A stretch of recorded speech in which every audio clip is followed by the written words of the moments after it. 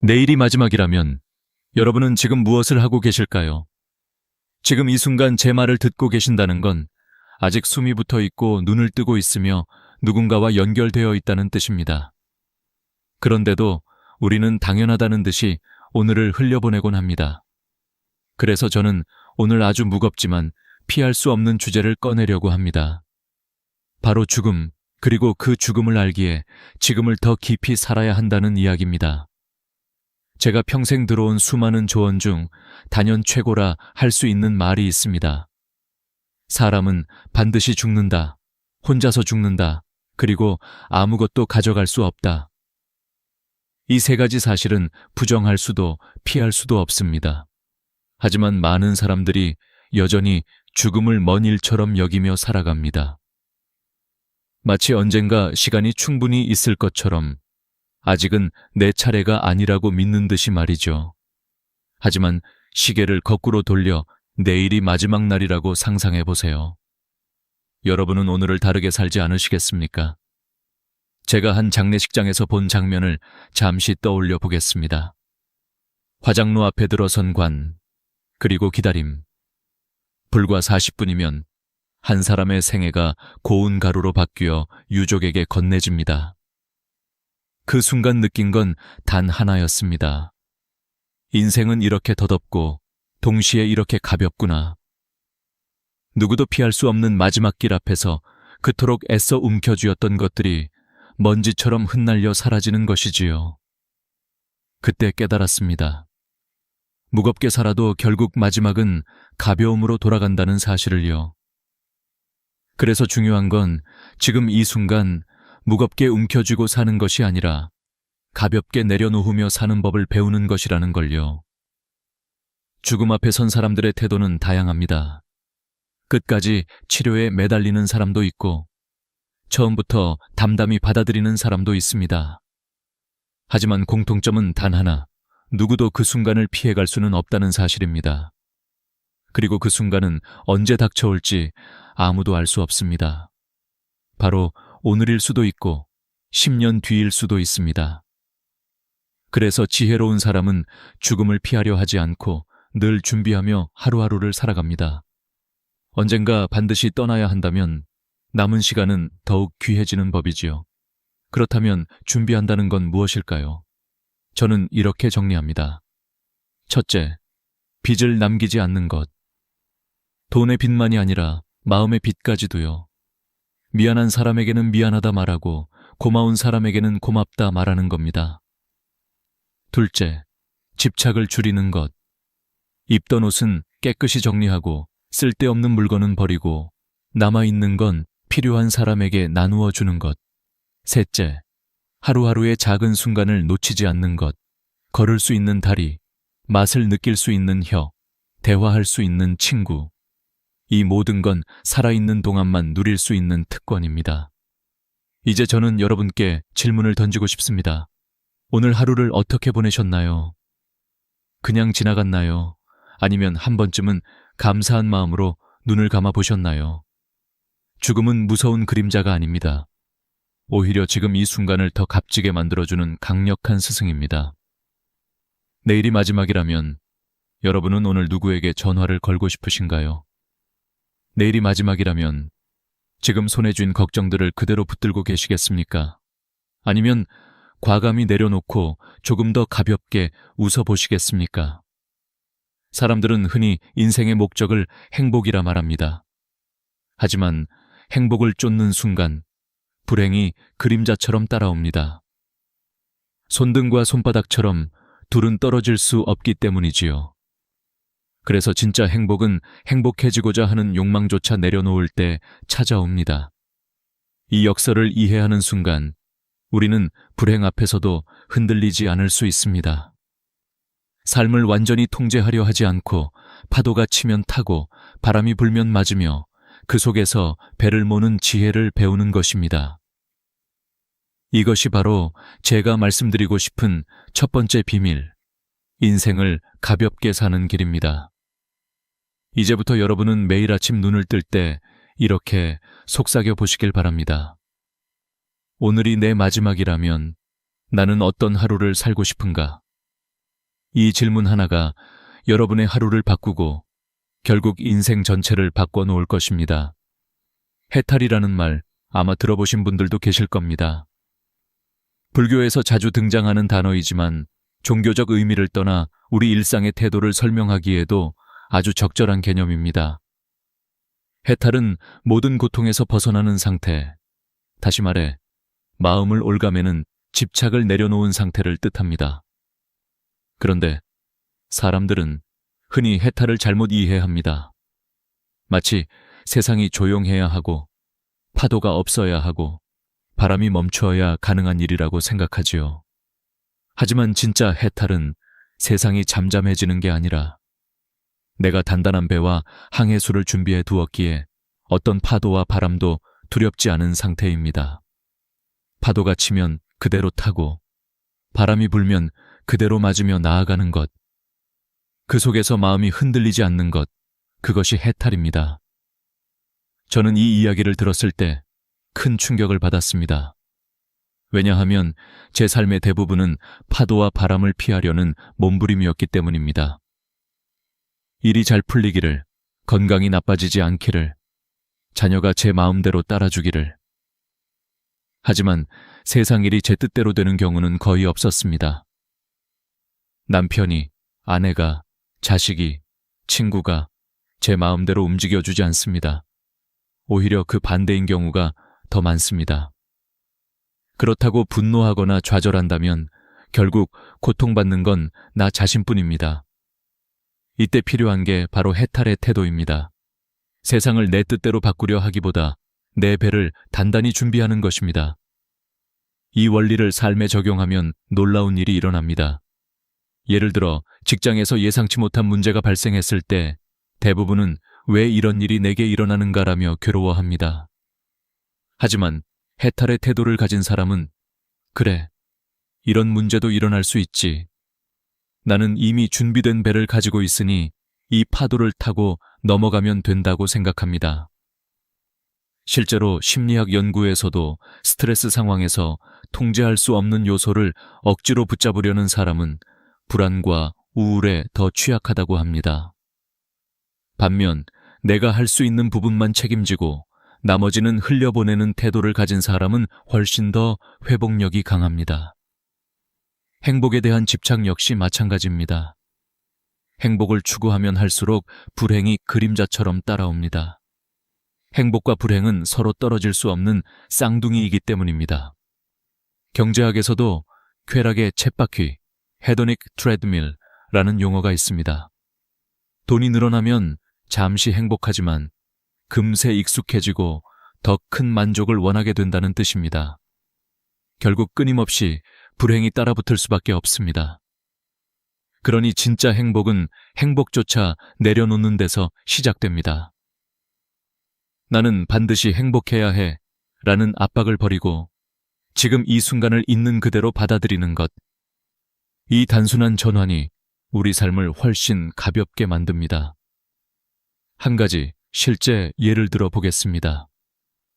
서울대 의대 연구팀이 65세 이상 노인 1200명을 대상으로 조사한 결과 삶을 있는 그대로 받아들이는 태도를 가진 그룹은 그렇지 않은 그룹보다 우울증 발병률이 40%나 낮았습니다. 게다가 평균 혈압, 심박 수치도 더 안정적이었죠. 해탈이라는 철학적 개념이 단지 이상적인 말이 아니라 실제로 건강과 직결된다는 뜻입니다. 우리가 마음을 놓을 때 몸도 더 건강해지는 것입니다.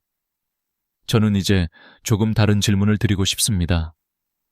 여러분의 배는 얼마나 단단합니까? 갑작스러운 파도가 몰아쳐도 버틸 수 있는 항해수를 갖추고 계십니까? 삶에서 해탈은 거창한 수련이 아닙니다. 작은 습관부터 시작할 수 있습니다. 오늘 하루 불만을 삼키고 웃으며 넘어가는 것, 내 뜻대로 안 되는 상황에서 억지로 바꾸려 하지 않는 것, 행복해야 한다는 압박 대신 지금의 평범함을 즐기는 것.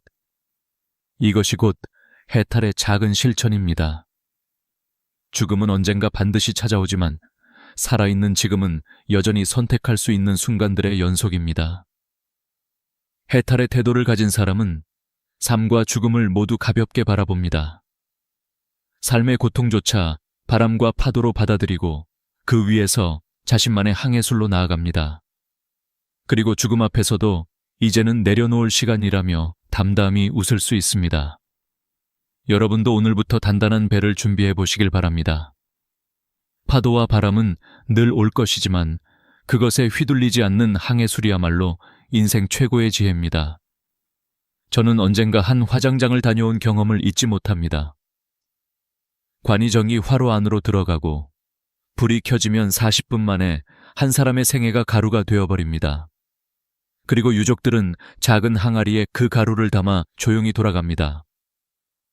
그 순간 저는 인간의 삶이 얼마나 가볍고 또 허망한지를 온몸으로 느꼈습니다. 살아있을 때는 그렇게도 무겁게 짊어지고 살던 걱정, 욕망, 미련이 마지막에는 손바닥 위에 한 줌 가루로만 남는다는 사실 말입니다. 그런데 놀라운 건 그 현장에서 느낀 건 단순한 허무만이 아니었습니다. 오히려 거꾸로 죽음이 이렇게 가볍기에 우리가 살아있는 동안 지고 있는 짐을 조금 더 덜어낼 수 있다는 희망이었습니다. 인생의 무게를 버틸 수 있는 건 바로 이 죽음의 가벼움 덕분일지도 모른다는 생각이 들었지요. 여기서 저는 한 가지 중요한 질문을 던지고 싶습니다.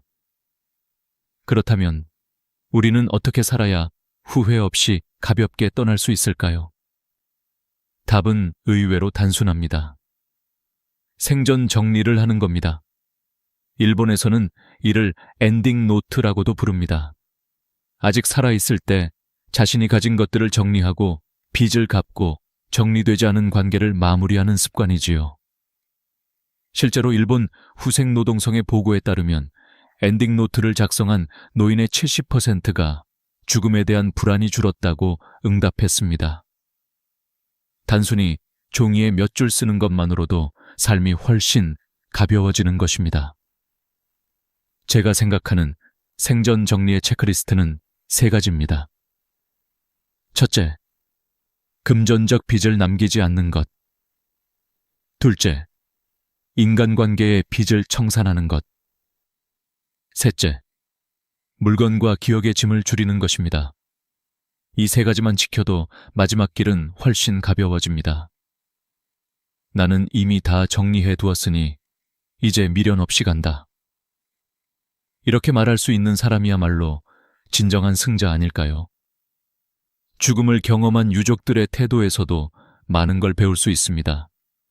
저는 화장장에서 어린아이들이 대기실에서 과자를 먹으며 웃고 있는 모습을 본 적이 있습니다. 부모님 세대가 눈물을 삼키며 작별하는 사이 아이들은 여전히 삶을 살아갑니다. 그 모습에서 느낀 건 죽음이란 삶의 일부일 뿐이라는 것입니다. 우리가 떠난 자리에는 여전히 새로운 세대가 웃고 떠들며 살아갑니다. 그렇다면 우리는 떠나는 순간까지 삶을 더 가볍게 만들어 후대에게 짐이 되지 않도록 해야 합니다. 실제로 한국통계청 자료에 따르면 장례 비용과 남은 빚 때문에 고통받는 유족이 35%에 달한다고 합니다. 돌아가신 분은 이미 떠났는데 남은 가족은 빚과 짐을 지고 고통받는 것이죠. 이것은 결코 아름다운 마지막이 아닙니다. 우리가 떠날 때 남에게 남기는 건 무거운 짐이 아니라 가벼운 미소여야 합니다. 또한 장례 문화의 변화에서도 중요한 교훈을 얻을 수 있습니다. 요즘은 호상, 좋은 죽음이라 불리는 경우가 많습니다. 큰 슬픔 속에서도 담담하게 보내드리는 분위기지요. 부모님의 장례식에서 웃으며 손님을 맞이하는 자녀들의 태도 속에는 죽음은 자연스러운 것이라는 지혜가 담겨 있습니다. 이처럼 죽음을 지나치게 두려워하기보다 담담히 인정하는 것이야말로 삶을 더 단단하게 만드는 길입니다. 저는 이 부분에서 여러분께 부탁드리고 싶습니다. 지금 당장 오늘 하루라도 집안을 둘러보며 불필요한 물건을 버려보세요. 마음속에 남아있는 미안함이나 고마움을 전해보세요. 작게나마 생전 정리를 시작해보시는 겁니다. 언젠가 반드시 닥칠 마지막 순간 나는 준비되어 있다고 말할 수 있는 힘은 지금부터 쌓아가는 것입니다. 죽음은 결코 삶을 끝내는 것이 아닙니다. 오히려 남은 삶을 더 빛나게 만드는 시작점일 수 있습니다. 죽음이 있기에 오늘이 소중하고 끝이 있기에 지금이 아름답습니다. 화장장의 교훈은 우리에게 이렇게 속삭입니다. 짐을 덜고 마음을 정리하라. 그러면 마지막은 가벼울 것이다. 우리는 흔히 늙음을 두려워합니다. 몸이 약해지고 주름이 늘고 세상의 중심에서 멀어지는 듯한 느낌이 들기 때문입니다. 하지만 저는 한 가지 분명히 말씀드리고 싶습니다. 늙음은 낡음과 같지 않습니다. 늙음 속에는 새로운 가능성이 있고 오히려 더 깊고 원숙한 삶의 빛깔이 숨어 있습니다. 단풍잎이 가을의 끝자락에 가장 아름답게 물드는 것처럼 노년의 삶 또한 청년기보다 더 찬란할 수 있습니다. 제가 아는 한 지인은 80세가 넘었음에도 매일 아침 감사 일기를 쓰십니다. 몸은 늙었지만 마음은 여전히 신선합니다. 반대로 아직 30대인데도 마음이 이미 낡아버린 사람도 있습니다. 늘 불평만 하고 아무것도 새롭게 배우려 하지 않지요. 이렇게 보면 나이는 단순한 숫자일 뿐입니다. 마음이 낡으면 젊어도 늙은 것이고 마음이 새로우면 늙어도 젊은 것입니다. 의학적으로도 늙음을 새로움으로 바꿀 수 있다는 근거가 있습니다. 서울 아산병원 연구에 따르면 65세 이상 노인 중 매일 걷기를 실천한 그룹은 그렇지 않은 그룹보다 치매, 발병률이 30% 이상 낮았다고 합니다. 또 근력 운동을 꾸준히 한 노인은 골절 위험이 절반 이하로 줄었습니다. 단순한 습관 하나가 몸뿐 아니라 마음까지도 새롭게 바꿔놓는 것입니다. 늙음이 단순히 쇠퇴가 아니라 새로운 가능성으로 이어질 수 있다는 증거이지요. 저는 종종 단풍잎을 바라보며 이런 생각을 합니다. 낙엽이 지기 전 마지막 순간, 그것은 절규가 아니라 춤추는 모습이라는 것. 인생도 그렇습니다. 노년은 단순한 내리막길이 아니라 마치 해질녘 노을처럼 더 화려하고 장엄한 순간일 수 있습니다. 젊을 때는 미처 알지 못했던 지혜와 따뜻함이 노년에는 배어나오지요. 한 번은 제 친구 아버지가 마지막 유언으로 이런 말씀을 남기셨습니다. 너희 어머니가 평생 아궁이에 불을 지피느라 고생을 많이 했다. 꼭 연탄 보일러를 놓아드려라. 평생 농사를 지으며 살던 분의 이 소박한 유언 속에서 저는 깊은 울림을 느꼈습니다. 마지막 순간조차 화려한 말이 아니라 함께 살아온 가족의 삶을 배려하는 마음이 담겨 있었기 때문입니다. 이런 것이야말로 곱게 늙는 삶의 진정한 모습 아닐까요? 늙음과 낡음의 차이는 종이 한 장처럼 보이지만 그 안에 담긴 의미는 정반대입니다. 늙음은 시간이 쌓이면서 원숙해지는 과정이고 낡음은 시간이 지나며 쇠퇴해버리는 상태입니다. 우리는 매일의 선택으로 늙음을 새로움으로 만들 수도 있고 낡음으로 만들 수도 있습니다. 매일 조금이라도 배우고 감사하고 남을 돕는다면 늙음은 곧 새로움이 됩니다. 반대로 불평하고 집착하고 미련만 붙들면 늙음은 낡음으로 변해버리지요. 저는 이 부분에서 여러분께 당부드리고 싶습니다. 하루라도 배움과 감사의 마음을 멈추지 마십시오. 나이 들어서도 새로움으로 사는 방법은 생각보다 단순합니다. 매일 30분 걷기, 하루 3가지 감사 적기, 한 달에 한 번 새로운 사람 만나기. 이 작은 실천들이 노년을 낡음이 아니라 새로움으로 채워줍니다. 죽음을 두려워할 필요가 없는 이유도 여기에 있습니다.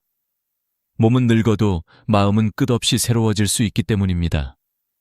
결국 죽음은 삶의 끝이 아니라 또 다른 새로움의 문입니다. 오늘 이 순간에도 마음을 새롭게 할 수 있다면 여러분은 결코 늙지 않는 것입니다. 늙음이 아름다운 이유는 바로 여기 있습니다. 지금 이 순간을 사는 법, 이것이야말로 우리가 평생 배워야 할 가장 중요한 훈련입니다. 사람들은 흔히 과거의 후회나 미래의 불안을 붙잡고 살아갑니다. 하지만 그 두 가지는 모두 현재를 앗아갑니다. 어제의 잘못을 아무리 되새겨도 바뀌지 않고 내일의 걱정을 아무리 곱씹어도 아직 일어나지 않았습니다. 결국 우리가 붙들 수 있는 건 지금 여기뿐입니다. 저는 실제로 노인분들과 이야기를 나눌 때 이런 말씀을 자주 듣습니다. 젊었을 때 왜 그렇게 서둘렀는지 모르겠다. 결국 지나고 나면 다 별일 아니더라. 이 고백은 우리에게 분명한 교훈을 줍니다. 삶의 무게 대부분은 현실이 아니라 마음속 상상에서 비롯된다는 사실입니다. 그러니 지금의 순간에 닻을 내리는 훈련이야말로 행복으로 가는 지름길입니다. 그렇다면 구체적으로 어떻게 해야 할까요? 저는 4가지 루틴을 권하고 싶습니다. 첫째, 호흡. 아침에 눈을 뜨면 천천히 3번 깊게 숨을 들이마시고 내쉬는 겁니다. 단 1분이면 됩니다. 둘째, 걷기. 하루 30분, 땀에 젖을 만큼 걷는 습관이 심장과 뇌를 동시에 건강하게 지켜줍니다. 셋째, 정리. 하루에 1가지씩 불필요한 물건이나 쓸데없는 걱정을 정리하는 겁니다. 넷째, 감사일기. 밤마다 오늘 고마웠던 일을 3가지씩 적어보세요. 이 단순한 루틴만으로도 삶은 훨씬 단단해지고 마음은 가벼워집니다. 의학적 근거도 분명합니다. 대한노인의학회 자료에 따르면 65세 이상 노인이 하루 30분 이상 걷기를 꾸준히 실천했을 때 혈압이 평균 10mm에 비해 낮아지고 안정시 심박수가 건강 범위 분당 60편 100회 안에서 더 안정적이 되었다고 합니다. 또한 근감소증 위험도 절반 가까이 줄었습니다. 단순히 걷는 것만으로도 삶의 질이 크게 달라진다는 사실입니다. 또 미국 하버드대 연구팀은 감사일기를 꾸준히 쓴 사람들의 행복 점수가 그렇지 않은 사람보다 25% 높았다고 발표했습니다. 작은 습관이 실제 수치로 증명되는 것이지요. 지금 여기에 집중하는 훈련은 단순한 마음가짐 이상의 효과를 줍니다. 뇌과학적으로도 현재에 몰입할 때 전전두엽이 활성화되어 스트레스 호르몬인 코르티솔 분비가 줄어듭니다. 그래서 순간순간에 집중하는 사람은 실제로 더 건강하고 오래 삽니다. 마음이 가벼워지면 몸도 함께 가벼워지는 것입니다. 저는 한 노부부의 이야기를 들려드리고 싶습니다. 이분들은 50년을 함께 살아오면서 큰 다툼도 많았지만 매일 저녁 식탁에서 반드시 오늘 고마운 일 하나씩 말하기를 실천했다고 합니다. 처음에는 형식적이었지만 세월이 흐를수록 그 습관이 삶을 지탱하는 힘이 되었다고 합니다. 부부의 대화는 짧았지만 그 속에 서로를 존중하고 인정하는 마음이 쌓였습니다. 결국 그 부부는 80세가 넘어서도 여전히 서로를 바라보며 웃을 수 있었습니다. 지금 여기에 닻을 내린다는 건 바로 이런 힘을 길러줍니다. 여러분께 다시 한번 질문드리고 싶습니다. 오늘 하루, 지금 이 순간, 여러분은 무엇을 붙잡고 계십니까? 이미 지나간 어제의 그림자입니까? 아직 오지 않은 내일의 불안입니까? 아니면 눈앞에 있는 지금의 숨결과 햇살입니까? 선택은 여러분의 몫입니다. 하지만 확실한 건 지금 여기에 몰입할수록 삶은 더 단단해지고 죽음은 더 가벼워진다는 사실입니다. 오늘 밤이라도 잠자리에 들기 전에 깊게 호흡해 보십시오. 오늘 있었던 작은 기쁨을 떠올려 보십시오. 걷기 힘드시다면 창밖 하늘이라도 잠시 바라보십시오. 이 단순한 훈련들이 쌓여서 결국 여러분의 노년을 지켜주는 방패가 됩니다. 지금 여기에 닻을 내리며 하루를 살아가 보시길 바랍니다. 아름다운 마무리, 결국 우리가 평생 준비해야 할 마지막 과제입니다. 죽음은 누구도 피할 수 없는 길이지만 그 길을 어떻게 걸어가느냐는 우리의 선택에 달려 있습니다. 어떤 이는 마지막까지 발버둥치며 두려움에 떨고 또 어떤 이는 담담히 웃으며 삶을 정리합니다. 그리고 저는 확신합니다. 아름다운 죽음은 우연이 아니라 살아온 방식의 결실이라는 것을요. 저는 여러 장례식을 경험하며 이 점을 더욱 깊이 느꼈습니다. 누군가는 많은 빚과 다툼을 남기고 떠나 유족들을 힘들게 했습니다. 반면 어떤 이는 남은 가족에게 고마움과 정리된 삶을 선물처럼 남기고 갔습니다. 두 사람의 마지막 길은 전혀 달랐습니다. 결국 우리가 떠날 때 남기는 건 재산이나 명예가 아니라 우리와 함께한 이들의 마음속 기억입니다. 그렇다면 지금 우리는 무엇을 남기고 싶습니까? 아름다운 마무리를 위해 필요한 건 거창한 것이 아닙니다. 단순히 빚을 갚고 빌린 것을 돌려주고 마음속 미련을 정리하는 것, 그리고 남은 하루하루를 웃으며 감사하는 것입니다. 나는 다 준비되었다는 말은 그렇게 단순한 준비에서 나옵니다.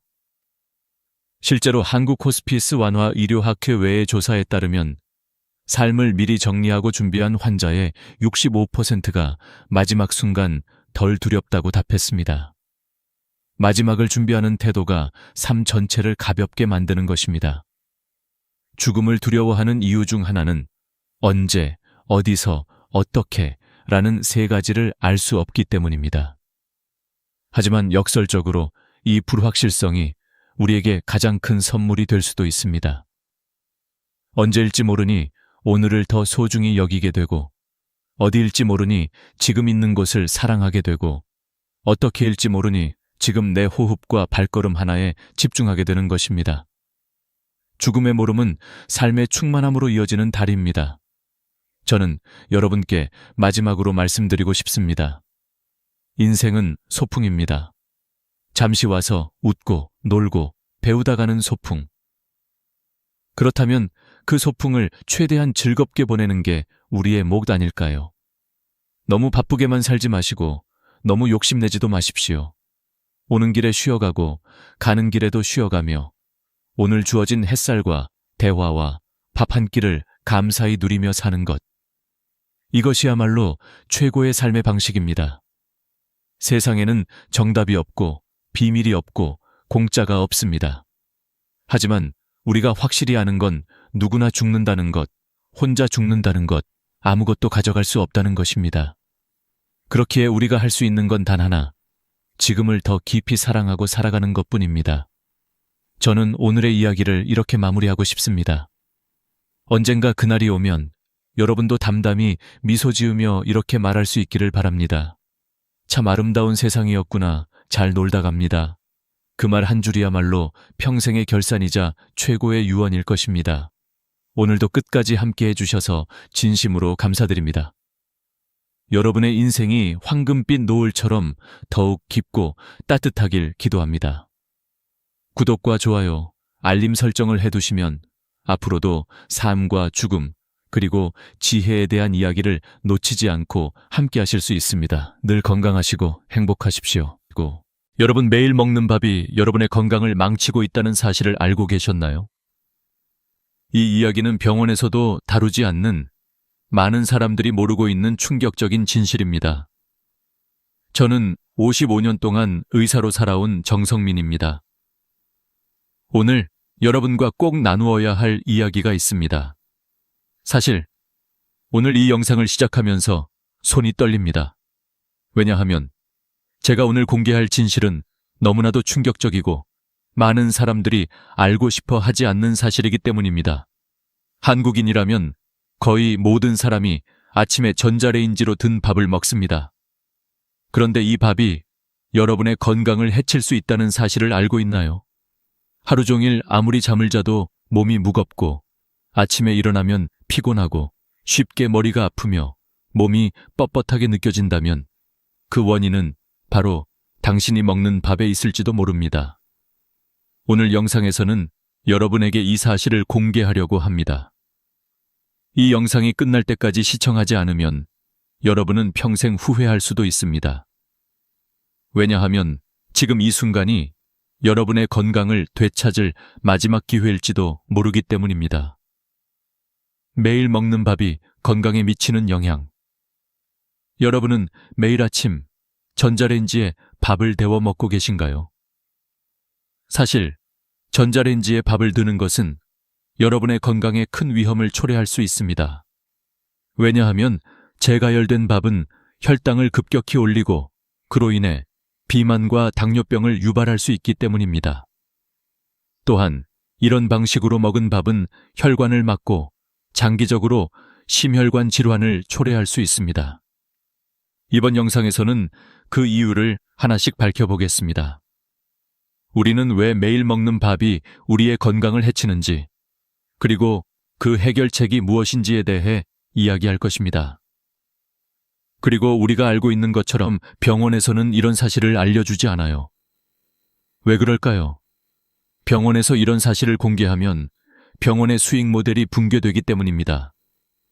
약을 팔고 병원을 방문하게 만들면 그만큼 많은 수익이 발생하기 때문입니다. 오늘 이 영상을 통해 여러분에게 알려드리고자 하는 진실은 단순히 식단이나 생활 습관에 관한 것이 아닙니다.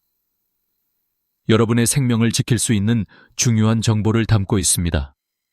이제 그 이야기를 차근차근 풀어보겠습니다.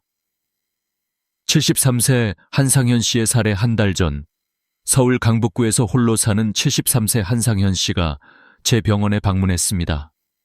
한상현 씨는 아내를 6해 전에 잃고 혼자 살아왔습니다. 그의 첫마디는 아직도 제 귀에 선합니다. 선생님, 요즘 자꾸 몸이 힘이 빠지고 가슴이 두근거리고 약을 계속 먹어도 건강이 좋아지지 않아요. 이제 정말 죽을지도 모르겠어요. 이 말을 들었을 때 저는 깊은 고민에 빠졌습니다.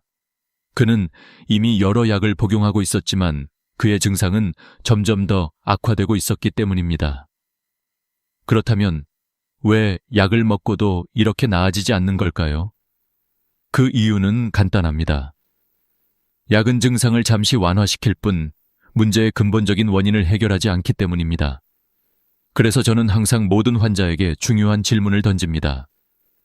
어떻게 밥을 먹고 있나요? 한상현 씨는 당황한 듯 말했습니다. 당연히 밥솥에 밥을 해요.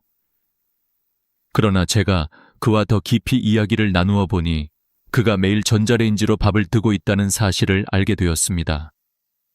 그는 일주일에 한 번 밥을 한 번 짓고 그 밥을 냉동해두고 매일 전자레인지로 데워 먹는다고 했습니다. 이 사실을 듣고 저는 충격을 받았습니다. 왜냐하면 한국에서는 많은 1인 가구가 이러한 방식으로 밥을 먹고 있기 때문입니다.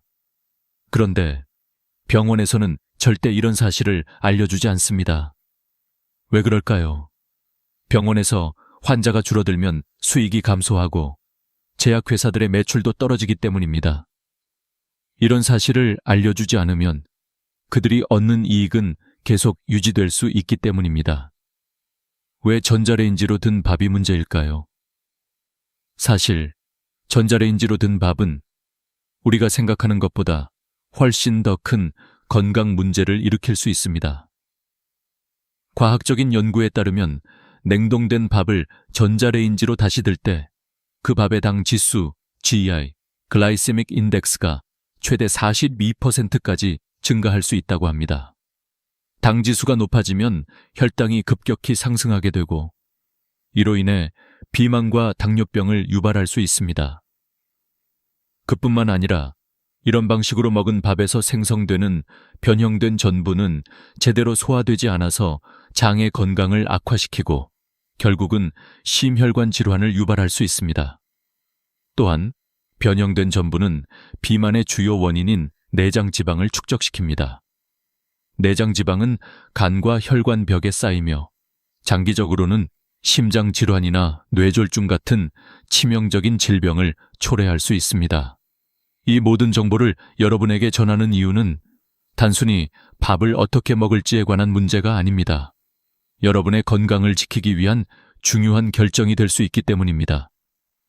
이제 이 문제를 어떻게 해결할 수 있을지에 대해 논의해 보겠습니다. 한상현 씨의 변화와 경고. 한상현 씨의 이야기는 제가 의사로서 매우 인상 깊었던 사례 중 하나입니다. 그는 매일 전자레인지로 든 밥을 먹으면서도 건강이 나아지지 않았고 결국 저를 찾게 되었습니다. 그리고 저는 그에게 사실 많은 사람들이 간과하고 있는 중요한 질문을 던졌습니다. 바로 밥을 어떻게 요리하나요? 였습니다. 그의 대답은 밥솥에 밥을 해요 였지만 자세히 들어보니 그는 매주 밥을 한번 짓고 그것을 냉동시켜 놓고 매일 전자레인지로 데워 먹고 있었죠. 이는 단순히 개인적인 문제에 그치지 않는 건강에 심각한 영향을 미치는 문제였습니다. 이 이야기를 통해 많은 사람들은 그냥 밥을 데워 먹는 것인데 뭐가 문제일까라고 생각할 수도 있습니다. 하지만 사실 이는 매우 중요한 문제입니다. 우리가 매일 먹는 밥이 건강을 해칠 수 있다는 사실은 누구도 쉽게 믿지 않지만 이는 현대의학에서 무시되고 있는 중요한 진실 중 하나입니다. 그 당시 저는 한상현 씨에게 새로운 방법을 제시했습니다. 바로 밥을 조리하는 방법을 바꾸자는 것이었죠. 밥을 어떻게 요리해야 하는가? 이제 우리가 왜 이렇게 밥을 요리하는 방식을 바꿔야 하는지에 대해 구체적으로 설명하겠습니다. 많은 사람들이 전자레인지로 밥을 드는 것이 빠르고 편리하다고 생각하지만 이 방법은 사실 건강에 치명적인 영향을 미칠 수 있습니다. 밥을 전자레인지로 두면 밥의 당지수가 급격히 상승하게 됩니다.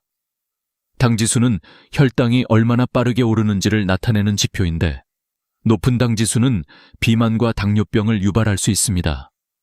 또한 냉동된 밥을 전자레인지로 다시 들 때 변형된 전분이 발생하는데 이 전분은 우리 몸에서 제대로 소화되지 않으며 혈당을 급격히 올리게 됩니다. 그 결과 내장 지방이 쌓이게 되고 이는 심혈관 질환이나 뇌졸중과 같은 심각한 건강 문제를 초래할 수 있습니다. 이러한 사실들은 우리가 쉽게 간과할 수 있는 문제지만 실제로 많은 사람들이 겪고 있는 건강 문제들의 원인 중 하나입니다. 하지만 한상현 씨의 경우는 다릅니다. 그는 저에게 밥을 어떻게 조리해야 하는지에 대해 물었습니다. 저는 그에게 밥을 만드는 방법을 바꾸면 건강을 회복할 수 있다고 확신했습니다. 그리고 그 방법은 바로 밥을 신선하게 짓고 냉동 보관하지 않는 것이었습니다. 또한 밥을 조리할 때 밥솥을 사용하는 대신 건강한 재료들을 추가하여 밥의 당지수를 낮출 수 있다는 방법도 있었습니다.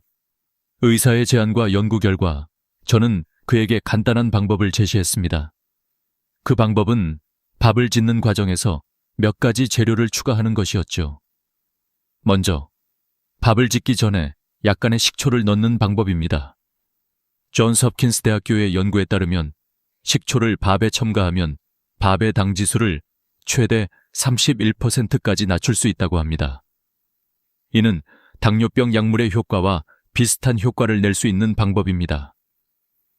그 외에도 밥을 짓고 난 후 일정 시간 동안 식혀서 다시 들 때 변화된 전분을 더 잘 활용할 수 있는 방법이 있습니다. 이는 우리가 먹는 밥이 우리 몸에 미치는 영향을 크게 바꿀 수 있는 매우 간단한 방법입니다. 이런 방법을 통해 한상현 씨는 건강을 회복할 수 있었습니다. 그는 처음에는 이 방법이 그리 효과적일지 의문을 가졌지만 불과 3주 후 그의 건강은 놀라운 변화를 겪었습니다. 그의 혈당 수치는 눈에 띄게 낮아졌고 혈압도 개선되었습니다. 이러한 변화를 경험한 한상현 씨는 이제 건강을 회복하며 그의 가족에게도 이 방법을 전파하기 시작했습니다. 병원에 숨겨진 진실, 이 모든 변화가 일어난 것은 단지 밥을 만드는 방법을 바꾸었기 때문입니다. 그러나 한상현 씨처럼 많은 사람들이 병원에서 의사의 처방을 받고 약을 복용하지만 문제의 근본적인 원인은 해결되지 않습니다. 병원에서 약을 처방하는 이유는 간단합니다. 약은 병원과 제약회사에게 엄청난 수익을 가져다 줍니다. 그러나 환자가 건강을 되찾으면 그 수익 모델은 깨지게 됩니다. 그래서 의사들은 종종 이런 간단한 해결책을 환자들에게 제공하지 않죠. 이제 우리는 진정으로 무엇이 건강을 회복하게 만드는지에 대해 고민해야 합니다. 병원에서 처방받는 약은 일시적으로 증상을 완화시킬 수는 있지만 그 근본적인 원인을 해결할 수는 없습니다. 그럼에도 불구하고 많은 사람들이 병원에 의존하며 일상에서 실천할 수 있는 간단한 방법들을 놓치고 있습니다. 밥의 과학, 병원에서 알려주지 않는 진실. 이제 우리는 밥이 건강에 미치는 영향에 대해 좀 더 깊이 들어가 보겠습니다. 많은 사람들이 매일 먹는 밥이 우리의 혈당에 어떻게 영향을 미치는지, 그리고 왜 그것이 그렇게 중요한지를 잘 모르고 있습니다. 하지만 밥의 과학적인 사실을 이해하면 우리가 매일 먹는 밥이 그만큼 중요한 이유를 알게 될 것입니다. 우리가 식사를 할 때 그 음식이 몸에 어떤 영향을 미치는지 아는 것은 건강을 지키기 위한 첫 번째 단계입니다. 냉동밥의 위험성과 그 영향 가장 큰 문제는 바로 전자레인지로 든 밥이 몸에 미치는 영향입니다. 연구에 따르면 냉동된 밥을 전자레인지로 재가열할 때 밥의 당지수가 42%까지 상승할 수 있다는 사실이 밝혀졌습니다. 당지수 GI는 음식을 섭취한 후 혈당이 얼마나 빠르게 상승하는지를 나타내는 지표입니다. 즉, 당지수가 높은 음식을 먹으면 혈당이 급격히 상승하게 되고, 이는 비만, 당뇨병, 심혈관 질환 등을 유발할 수 있습니다. 그러나 재가열된 밥이 몸에 미치는 영향은 그 이상입니다. 냉동밥을 전자레인지로 들 때 변형된 전분이 생성됩니다. 이 변형된 전분은 우리 몸에서 제대로 소화되지 않고 혈당을 빠르게 증가시킵니다. 결국 이 전분은 내장 지방을 축적시키고 그것이 쌓이면 혈관에 막힘을 초래하게 됩니다. 이로 인해 심장 질환, 뇌졸중과 같은 심각한 질병이 발생할 수 있습니다. 밥의 변형 전분과 그 위험 변형된 전분이 우리 몸에 미치는 영향에 대한 연구는 이미 여러 차례 발표되었습니다. 예를 들어 미국 하버드 대학교의 연구에 따르면 냉동된 밥을 다시 데워 먹을 때 변형된 전분이 장내 세균에 미치는 영향이 크다는 사실을 밝혔습니다. 장내 세균이 비정상적으로 증가하면서 혈당 조절에 문제가 생기고, 이는 결과적으로 체내 염증 수치를 높이게 됩니다. 이러한 문제는 특히 고령자에게 심각한 영향을 미칩니다. 나이가 들면서 체내 기능이 저하되고 혈관이 약해지기 때문에 이미 혈당과 콜레스테롤 수치가 높고 혈압도 높은 사람들에게는 더 큰 위험을 초래할 수 있습니다.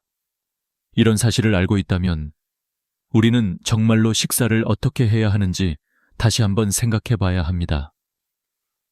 밥을 제대로 먹는 것이 왜 중요한가? 그렇다면 밥을 제대로 먹는 것이 왜 중요한 걸까요? 우리가 흔히 먹는 밥이 바로 우리 건강의 기초가 됩니다. 밥은 탄수화물의 중요한 공급원이며 우리 몸에서 에너지를 얻는 주요 원천입니다. 하지만 그 방식이 잘못되면 우리의 몸에 해를 끼칠 수 있습니다. 밥을 어떻게 조리하느냐가 중요합니다. 밥을 올바르게 조리하면 당지수를 낮출 수 있고 우리의 건강에 도움이 될 수 있습니다. 예를 들어 식초나 투르메릭츠, 강황 같은 재료를 밥에 첨가하면 밥의 당 지수를 낮출 수 있고 혈당을 더 안정적으로 유지할 수 있습니다. 또한 밥을 조리한 후 일정 시간 식혀서 재가열할 때 발생하는 변형된 전분을 적절히 활용하면 내장 지방을 줄이고 장의 건강을 개선할 수 있습니다. 이는 우리가 의도적으로 할 수 있는 작은 변화로 우리의 건강을 크게 향상시킬 수 있는 방법입니다. 연구와 과학적인 증거. 그렇다면 왜 이런 방법을 병원에서 알려주지 않을까요? 그 이유는 간단합니다. 병원과 제약회사는 많은 사람들이 계속해서 약을 복용하고 치료를 받도록 유도하는 구조에 의존하고 있기 때문입니다. 이러한 사실들이 널리 알려지면 병원에서 치료를 받는 환자 수가 줄어들고 제약회사의 매출도 감소하게 됩니다. 이제 여러분이 알게 된 사실은 단순한 식사 방법의 변화가 아닌 생명을 지킬 수 있는 중요한 정보입니다. 병원에서 처방받는 약은 증상을 일시적으로 완화시킬 수 있지만 근본적인 문제를 해결하지는 못합니다. 그러나 올바른 식습관과 생활습관 변화는 여러분의 건강을 근본적으로 회복시킬 수 있습니다. 밥을 제대로 요리하는 것만으로도 여러분의 건강을 지킬 수 있습니다. 병원이 알려주지 않는 진실, 이 이야기를 통해 우리는 병원에서 알려주지 않는 중요한 진실을 알게 되었습니다.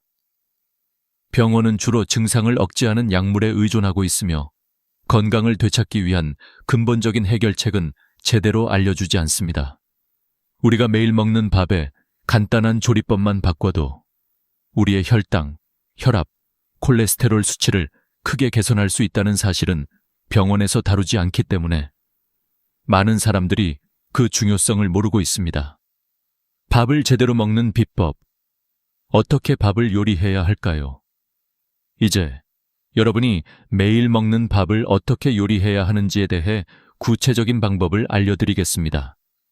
아마 여러분은 밥을 잘하는 방법을 이미 알고 있다고 생각할 수 있습니다. 하지만 이 방법들은 단순히 밥을 맛있게 만들기 위한 것이 아니라 건강을 개선하고 질병을 예방하기 위한 중요한 방법들입니다. 오늘은 여러분이 매일 먹는 밥을 어떻게 바꿀 수 있는지, 그에 따른 놀라운 건강 변화를 어떻게 경험할 수 있는지에 대해 알아보겠습니다. 첫 번째 비법. 식초와 밥을 할 때 식초를 넣는 방법은 이미 여러 연구에서 효과가 입증된 방법입니다. 존스 홉킨스 대학교의 연구에 따르면 밥을 할 때 식초를 추가하면 밥의 당 지수를 최대 31%까지 낮출 수 있다는 결과가 나왔습니다. 당 지수를 낮추면 혈당이 급격히 상승하는 것을 막을 수 있습니다. 이는 특히 당뇨병 환자나 혈당 관리가 필요한 사람들에게 중요한 방법이 될 수 있습니다. 식초는 단순히 밥의 맛을 더할 뿐만 아니라 우리 몸에서 탄수화물의 소화를 늦추고 당이 혈류로 빠르게 흡수되는 것을 방지합니다. 또한 식초는 체내의 염증을 줄이고 장 건강을 증진시키는 데에도 도움을 줍니다. 그렇기 때문에 식사를 할 때 식초를 조금 추가하는 것만으로도 건강을 크게 개선할 수 있습니다. 두 번째 비법. 강황을 이용한 밥 조리법. 두 번째 비법은 바로 강황을 사용하는 것입니다. 강황은 우리 몸에 여러 가지 이점을 제공하는 아주 강력한 재료입니다. 강황에 포함된 활성 성분인 커큐민은 한겸증 효과가 뛰어나며 인슐린 저항성을 줄여주는 효과가 있습니다. 일본의 연구에 따르면 강황을 섭취하면 혈당이 안정적으로 유지될 수 있고 당뇨병과 관련된 합병증을 예방하는 데 도움이 됩니다. 강황을 밥에 넣는 방법은 매우 간단합니다. 밥이 다 익은 후 밥 위에 강황 가루를 한 작은 술 뿌려서 잘 섞어주면 됩니다. 강황은 그 자체로 강한 맛을 가지지만 밥과 섞으면 부드럽고 향긋한 맛을 내며 동시에 우리 몸에 매우 유익한 효과를 가져옵니다. 이 방법은 특히 고혈당, 고혈압, 그리고 심혈관 질환을 예방하고 관리하는 데 매우 효과적입니다. 강황은 우리 몸의 염증 수치를 낮추고 혈액순환을 개선하는 데 도움을 줍니다. 또한 항산화 효과가 뛰어나 노화 방지에도 탁월한 효과를 가져옵니다. 세 번째 비법. 오트를 추가한 밥 조리법. 세 번째 비법은 바로 오트를 밥에 추가하는 것입니다. 오트밀은 식이섬유가 풍부하고 콜레스테롤을 낮추는 데 도움이 되는 성분들이 많이 포함되어 있습니다. 특히 오트밀에 포함된 베타글루칸은 콜레스테롤 수치를 낮추는 데 매우 효과적입니다. 밥을 지을 때 오트를 넣는 방법도 매우 간단합니다. 밥을 짓기 전에 쌀과 오트를 비율에 맞게 섞어 넣고 함께 조리하면 됩니다. 오트는 밥에 부드러운 식감을 더해주며 건강에도 많은 도움을 줍니다. 오트를 추가한 밥은 혈당을 천천히 상승시키고 장 건강에도 매우 좋습니다. 또한 오트는 포만감을 오래 유지시켜주기 때문에 다이어트에도 효과적입니다. 네 번째 비법. 밥을 식히고 다시 드기. 네 번째 비법은 밥을 조리한 후 일정 시간 동안 식힌 다음 다시 드는 것입니다. 이 과정은 저항성 전분을 생성하는 데 중요한 역할을 합니다. 저항성 전분은 일반 전분과 다르게 소화되지 않고 대장에서 유익한 장내 세균들의 먹이가 됩니다. 이렇게 되면 장 건강이 개선되고 염증 수치가 낮아지며 면역력도 향상됩니다. 영국 옥스퍼드 대학교의 연구에 따르면 밥을 식힌 후 다시 들 때 장내 유익한 세균들이 증가하고 염증 수치가 25%까지 감소하는 효과가 나타났습니다. 이렇게 간단한 방법으로 장 건강을 개선하고 몸의 염증을 줄일 수 있다는 사실은 매우 놀라운 일이 아닐 수 없습니다. 이 방법은 우리가 매일 먹는 밥을 통해 간단하게 건강을 증진할 수 있다는 것을 보여줍니다. 이제 여러분의 밥을 바꾸는 방법, 이 4가지 방법은 단지 밥을 더욱 맛있게 만드는 방법이 아닙니다. 이는 여러분의 건강을 개선하고 질병을 예방할 수 있는 중요한 방법들입니다. 식초, 강황, 오트, 그리고 저항성 전분을 통해 여러분은 건강을 회복할 수 있고 약물에 의존하지 않고도 더 건강한 삶을 살 수 있습니다. 여러분이 매일 먹는 밥을 어떻게 요리하느냐에 따라 여러분의 건강은 크게 달라질 수 있습니다. 간단한 변화가 여러분의 삶을 바꿀 수 있다는 사실을 믿고 오늘부터 이 방법들을 실천해 보세요. 그럼 여러분은 매일의 밥을 통해 놀라운 변화를 경험할 수 있을 것입니다. 기적의 변화, 밥을 바꾸고 건강을 회복한 사례들. 이제 우리가 배운 밥을 만드는 비법을 실제로 적용한 사람들의 이야기를 들려드리겠습니다. 단지 이론적인 얘기가 아니라 실제로 이 방법을 통해 건강을 회복한 사람들의 사례입니다. 한상현 씨처럼 많은 고령의 사람들이 건강을 되찾았고 그들의 삶은 변했습니다. 그들의 이야기를 통해 우리가 배운 식습관 변화의 진정성과 효과를 더 잘 이해할 수 있을 것입니다. 한상현 씨의 기적적인 변화. 한상현 씨는 73세로 매일 전자레인지로 든 밥을 먹으며 건강이 악화되었습니다. 그는 당뇨, 고혈압, 고지혈증을 앓고 있었고 여러 약을 복용하고 있었음에도 불구하고 증상은 나아지지 않았습니다. 그의 혈당 수치는 148로 당뇨병의 기준을 넘어서 있었고 혈압도 155/98로 매우 높았습니다. 하지만 그가 밥을 짓는 방법을 바꾸고 우리가 소개한 4가지 비법을 실천한 후 불과 3주 만에 눈에 띄는 변화가 일어났습니다. 그의 혈당 수치는 148에서 121로 낮아졌고 혈압도 155/98에서 138/87로 개선되었습니다.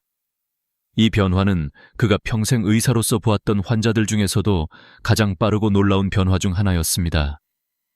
한상현 씨는 처음에는 이 방법이 효과가 있을지 의문을 가졌지만 실제로 그가 건강을 회복한 모습을 보면서 자신이 얼마나 잘못된 식습관을 가지고 있었는지를 깨달았습니다.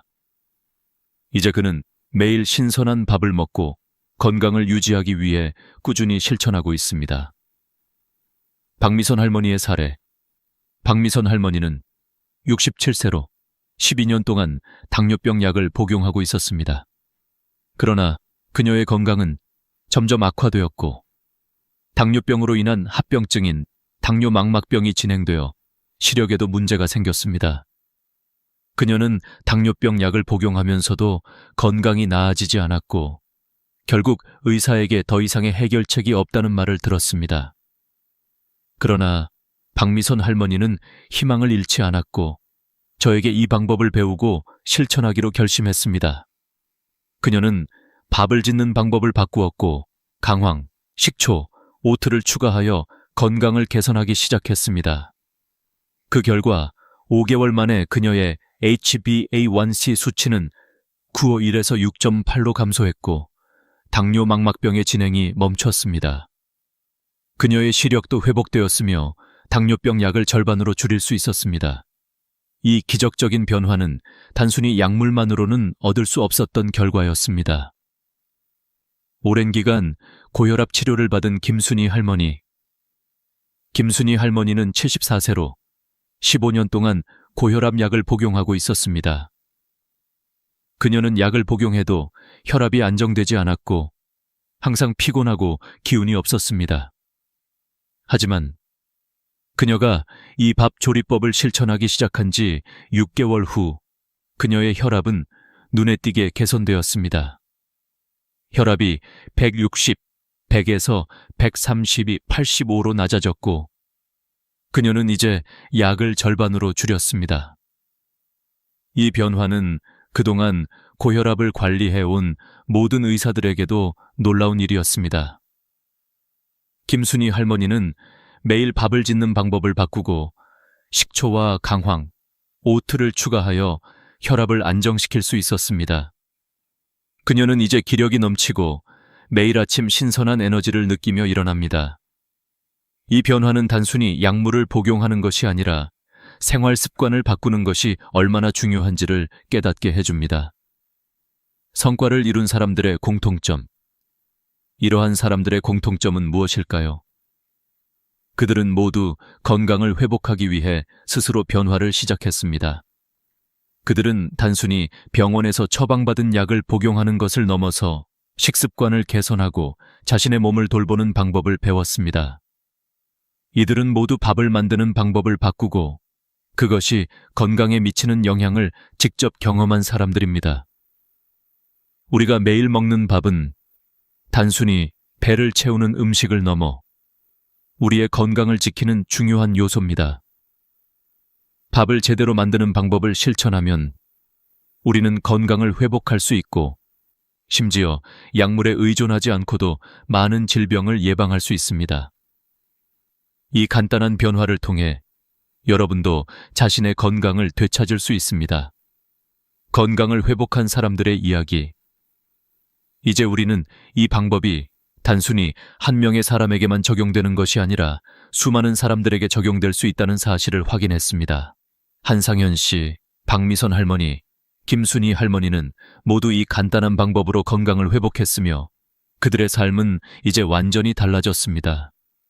이들은 단순히 의사의 처방만을 따르지 않고 스스로 건강을 지키기 위해 적극적으로 노력한 사람들입니다. 이러한 사례들은 우리가 잘못된 식습관을 고치고 생활 습관을 바꾸면 얼마든지 건강을 되찾을 수 있다는 강력한 메시지를 전달합니다. 이 방법은 의약품에 의존하는 것이 아니라 자연적인 방법으로 우리의 건강을 회복할 수 있음을 보여줍니다. 이제 여러분도 이 방법을 통해 건강을 회복하고 더 나은 삶을 살 수 있습니다. 밥을 바꾸는 작은 실천이 큰 변화를 만든다. 지금까지 우리는 밥을 조리하는 방법을 통해 건강을 회복한 사례들과 그 과학적인 근거들에 대해 알아보았습니다. 이제 마지막으로 여러분에게 중요한 교훈과 이 방법을 실제로 적용했을 때 얻을 수 있는 삶의 변화에 대해 말씀드리겠습니다.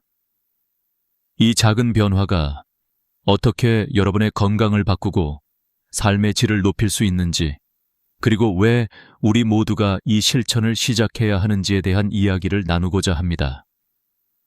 가장 중요한 교훈, 건강은 작은 변화에서 시작된다. 많은 사람들은 건강을 지키는 데 있어 큰 변화가 필요하다고 생각합니다. 운동을 시작하거나 엄격한 다이어트를 해야 한다고 생각할 수 있습니다. 그러나 실제로 건강을 지키는 데 가장 중요한 것은 아주 작은 변화에서 시작된다는 것입니다. 바로 일상에서 반복하는 습관들을 바꾸는 것입니다. 그리고 그 첫 번째 단계는 우리가 매일 먹는 밥을 바꾸는 것에서 시작됩니다. 밥을 어떻게 요리하느냐에 따라 우리가 섭취하는 영양소가 달라지고 그로 인해 우리의 건강이 달라집니다. 오늘 소개한 4가지 방법 식초, 강황, 오트, 저항성 전분, 은 그리 복잡하지 않습니다. 이 방법들을 매일 실천하는 것만으로도 여러분은 건강에 놀라운 변화를 경험할 수 있습니다. 중요한 점은 꾸준히 실천하는 것입니다. 여러분도 할 수 있다. 건강을 회복한 사람들의 변화. 이 방법들을 적용한 사람들은 단지 의사의 조언을 듣고 따라한 것이 아닙니다.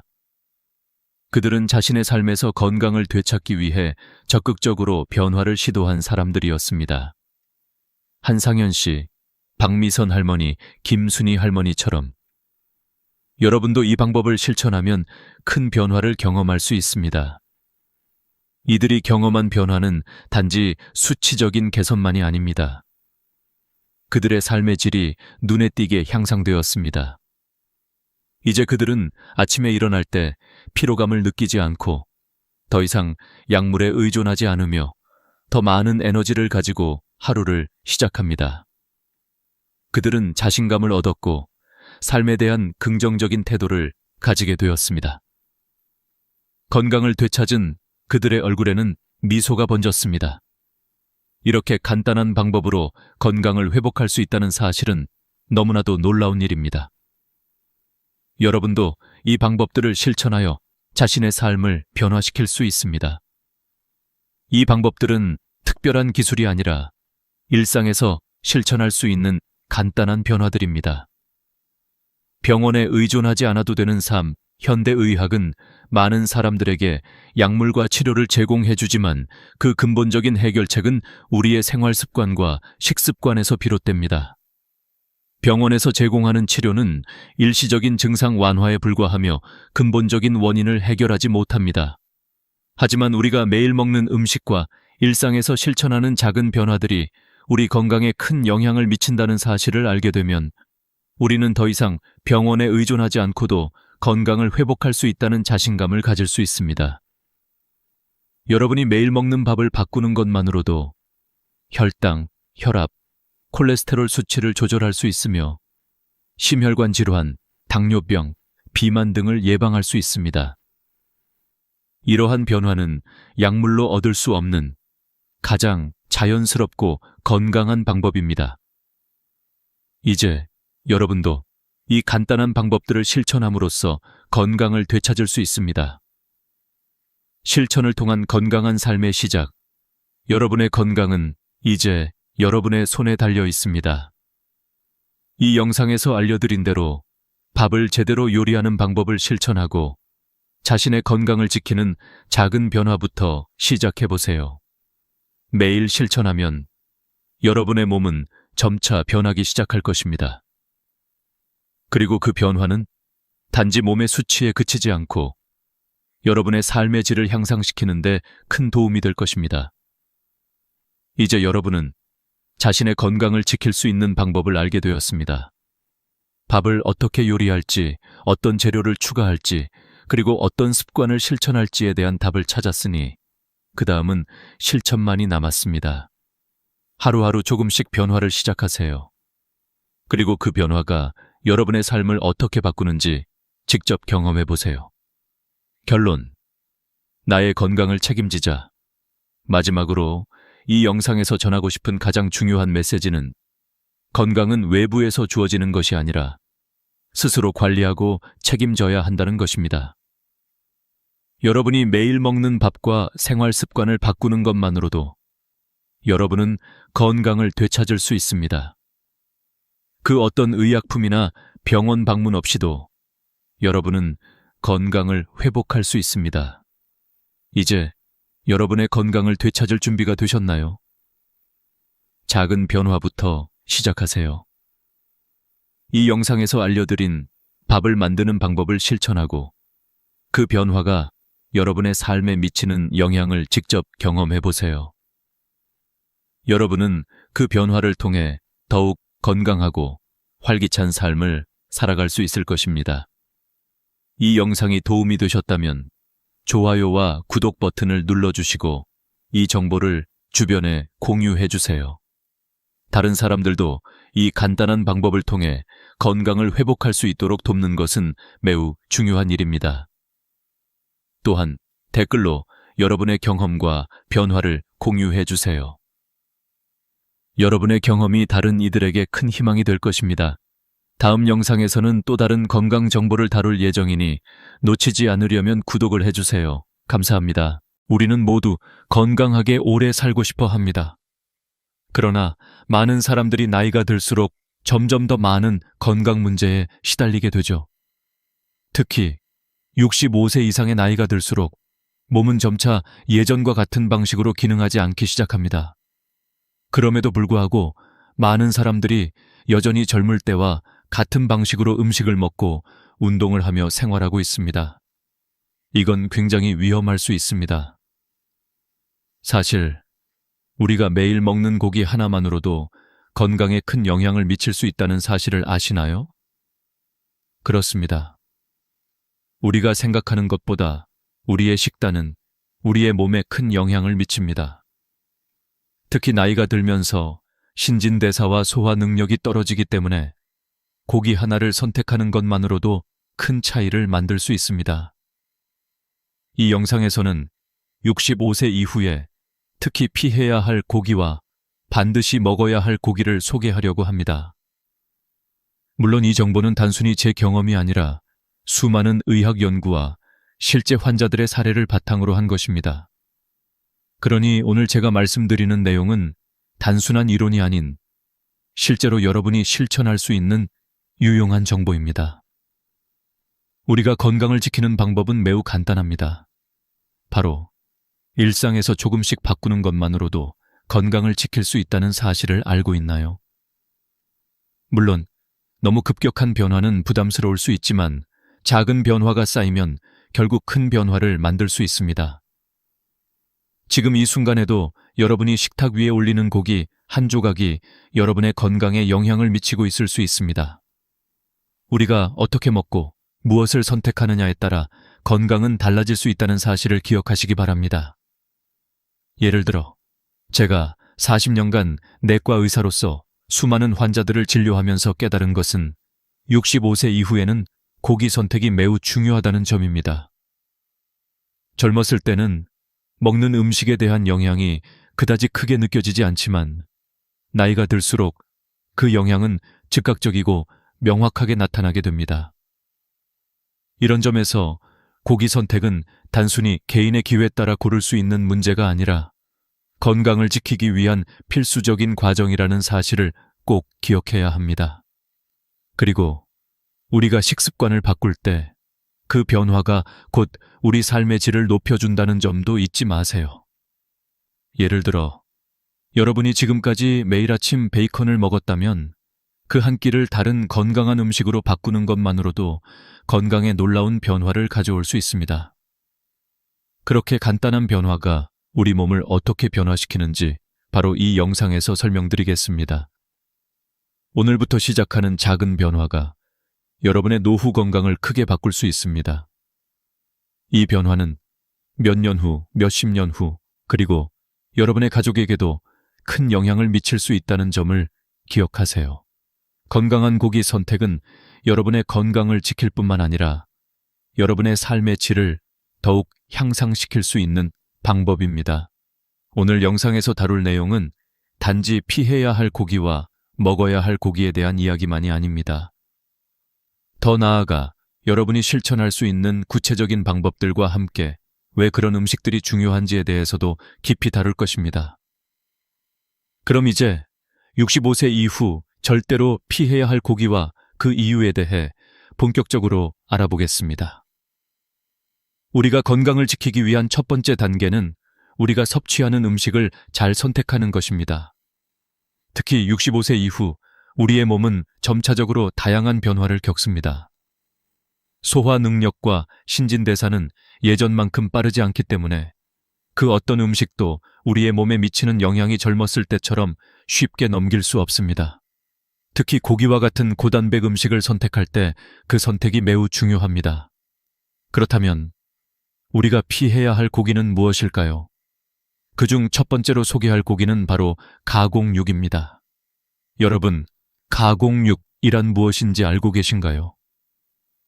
우리가 잘 알고 있는 베이컨, 소시지, 햄과 같은 고기들은 모두 가공육에 속합니다. 이러한 가공육들은 맛있고 간편하기 때문에 많은 사람들이 즐겨 먹지만 사실 이들 고기는 우리가 건강을 유지하는 데 있어 큰 위험을 초래할 수 있습니다. WHO 세계보건기구는 이미 2015년에 가공육을 1급 발암물질로 분류한 바 있습니다. 이것은 담배와 같은 수준의 위험을 가진다는 것을 의미합니다. 가공육에 포함된 질산염과 아질산염과 같은 화학물질은 몸에 들어가면 발암물질로 변할 수 있습니다. 특히 나이가 들면서 신체의 해독 능력이 떨어지기 때문에 이러한 유해 물질이 체내에 더 오래 남게 됩니다. 이로 인해 대장암이나 심장병, 당뇨와 같은 만성 질환의 위험이 급격히 증가할 수 있습니다. 실제로 제가 진료한 한 환자분이 있었는데 69세의 할아버지였습니다. 이분은 매일 아침 베이컨과 달걀을 먹는 습관을 가지고 있었습니다. 그런데 1년 후 건강검진에서 대장 용종이 발견되었고 다행히 악성은 아니었지만 의사로서 정말 심각하게 받아들였죠. 이후 이분에게 베이컨을 끊으라고 권유했고 그 후 검사에서 새로운 용종이 생기지 않았습니다. 이 사례에서 알 수 있는 것은 가공육의 위험성은 단순히 지방만의 문제가 아니라는 점입니다. 가공육에서 발생하는 화학 물질들이 우리 몸에 미치는 위험을 더욱 경고하는 것입니다. 또한 베이컨을 포함한 가공육은 나트륨 함량이 매우 높습니다. 예를 들어 100개 베이컨에는 약 1400mg의 나트륨이 들어 있습니다. 이는 하루 권장량의 절반 이상에 해당하는 양으로 과도한 나트륨 섭취는 고혈압과 심장질환을 일으킬 수 있습니다. 그리고 고혈압이나 심장질환은 특히 65세 이상의 사람들에게는 큰 위험이 됩니다. 그렇다면 가공육 외에 또 어떤 고기들이 위험할까요? 바로 튀긴 고기입니다. 예를 들어 돈가스나 프라이드 치킨 같은 고기는 고온에서 기름에 튀겨지기 때문에 기름의 성분이 변화하면서 건강에 유해한 트랜스 지방이나 산화된 지방이 발생합니다. 이러한 트랜스 지방은 혈관에 달라붙어 동맥경화와 같은 심각한 심혈관 질환을 유발할 수 있습니다. 특히 65세 이상의 사람들은 이미 신진대사와 소화 능력이 떨어져 있기 때문에 고온에서 튀긴 고기를 섭취할 때 그 영향이 더 큽니다. 제가 진료한 71세 할머니의 사례를 들어보겠습니다.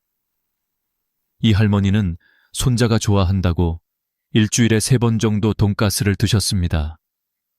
그런데 6개월 후 혈액검사에서 LDL 콜레스테롤 수치가 급상승한 것을 확인할 수 있었습니다. 그 후 돈가스를 끊고 나서 3개월 만에 수치가 개선되었습니다.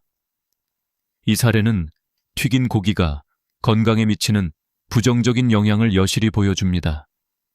또한 양념고기도 매우 위험합니다. 예를 들어 양념갈비나 불고기는 설탕과 같은 고칼로리 성분이 많이 포함되어 있습니다. 1인분 양념갈비에는 12개에서 20개 설탕이 들어있는데 이는 5배의 전칠계의 설탕 덩어리에 해당하는 양입니다. 이러한 당분이 혈당을 급격히 올리게 되며 65세 이후에는 인슐린 감수성이 떨어지기 때문에 혈당이 급상승한 후 다시 정상으로 돌아가는데 오랜 시간이 걸립니다. 실제로 67세의 김씨 할아버지는 당뇨를 앓고 있었는데 양념갈비를 자주 드셔서 당화혈색소가 계속 8% 이상을 유지하고 있었습니다. 그러나 양념갈비를 끊고 대신 소금구이로 바꾸신 후 3개월 만에 당화혈색소가 7.2%로 떨어졌습니다. 이는 단순히 양념을 빼는 것만으로도 큰 변화를 일으킬 수 있음을 보여주는 사례입니다. 이렇게 우리가 매일 먹는 고기의 선택은 단순히 맛만을 고려해서는 안 된다는 점을 명심해야 합니다. 가공육, 튀긴 고기, 양념이 많이 들어간 고기들은 65세 이상의 건강에 매우 해롭습니다. 그렇다면 이제 이러한 고기들을 어떻게 대체할 수 있을지에 대해 생각해 보아야 합니다. 이제 가공육이나 튀긴 고기와 같은 음식을 피해야 하는 이유에 대해 설명했으니 다음으로는 이러한 음식들이 우리 몸에 미치는 구체적인 영향을 더 자세히 살펴보겠습니다. 65세 이상은 특히 신체적인 변화가 많기 때문에 우리가 섭취하는 음식이 건강에 미치는 영향이 더 직접적이고 빠르게 나타납니다. 이 부분에서 중요한 점은 고기뿐만 아니라 우리가 자주 섭취하는 가공식품이나 정제된 단기, 건강에 얼마나 치명적일 수 있는지를 이해하는 것입니다. 우리가 자주 접하는 가공식품은 일반적으로 소금, 설탕, 인공 첨가물이 많이 포함되어 있습니다. 예를 들어 햄, 소시지, 베이컨과 같은 가공육은 고온에서 처리되고 이 과정에서 발암 물질이 생성될 수 있습니다. 이러한 가공육에 포함된 아질산염과 질산염은 체내에서 질산화를 일으키고 이는 발암물질로 변할 수 있습니다. 특히 65세 이상의 노인들은 이러한 유해물질을 해독하는 능력이 감소하기 때문에 이들이 몸에 축적되기 쉽습니다. 이로 인해 대장암, 심장병, 고혈압, 당뇨병과 같은 심각한 질병이 발생할 위험이 높아집니다. 뿐만 아니라 가공식품에 포함된 트랜스 지방은 혈관 건강에 직접적인 영향을 미칩니다. 트랜스 지방은 동맥경화를 유발하고 심혈관계 질환을 일으킬 수 있습니다. 특히 65세 이후에는 이미 혈액순환이 원활하지 않기 때문에 트랜스 지방의 섭취가 혈관에 미치는 영향을 최소화할 수 있는 방법을 찾는 것이 매우 중요합니다. 트랜스 지방은 주로 튀김이나 조리된 가공식품에서 많이 발견되므로 이를 줄이는 것이 건강을 지키는 데 도움이 될 것입니다. 또한 우리가 먹는 고기나 가공식품에는 과도한 나트륨이 포함되어 있어 고혈압을 유발합니다. 100개 베이컨에는 1400mg의 나트륨이 들어 있습니다. 이는 하루 권장량의 절반 이상에 해당하는 양입니다. 고혈압은 65세 이상의 사람들에게 특히 위험한 질병입니다. 고혈압이 지속되면 심장병이나 뇌졸중 같은 치명적인 질병을 유발할 수 있기 때문에 나트륨 섭취를 줄이는 것이 중요합니다. 이러한 이유로 가공육이나 튀긴 고기를 피하는 것이 더욱 중요합니다. 실제 사례를 통한 경고, 제가 진료한 72세의 박 할아버지는 거의 매일 삼겹살을 즐겨 드셨습니다. 그는 매일 삼겹살을 먹어도 80세까지 살 수 있다고 자랑하셨죠.